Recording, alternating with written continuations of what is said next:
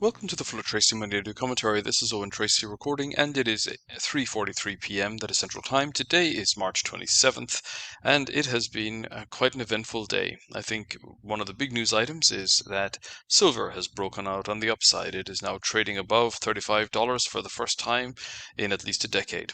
And if we look at more back history, it really helps to emphasize how much of a base formation was in place between 2014 and 2020, and then the big first step above the base and subsequently the breakout.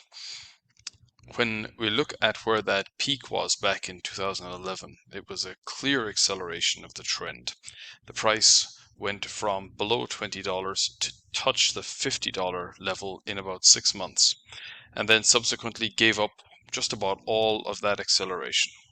So we're really only in the early part of this advance. There's no evidence of acceleration just yet. We have a mild short-term overbought condition, but that is not unusual following a lengthy period of going sideways. But I think then when we think about what else is going on, well, we have tariffs that have been announced and then will go into position on April 2nd. So this is obviously a rather interesting time. And we've had the stock market, which has been holding up relatively well, is still relatively unchanged, but down today. The Nasdaq Composite, for example, down about 0.5%. The S&P 500 down about 1/3%. That's not indicative of panic. But we did, for example, see that Tesla, which spent most of the day on the upside, gave up that advance in the last couple of hours of trading and is down in the after hours as well.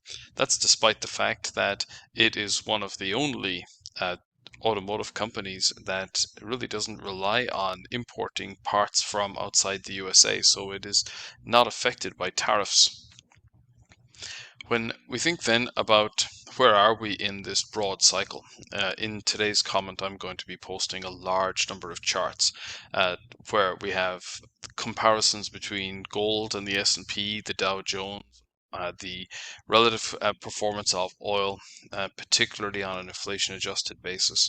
There's certainly going to be, I think, a big question that is certainly being asked right now, and we'll see how it plays out next week. And I think a lot of what will happen in the stock market is going to hinge on just how persistent these tariffs that President Trump is talking about are going to be. We have the broad question about are we going to see a Powell put or a Trump put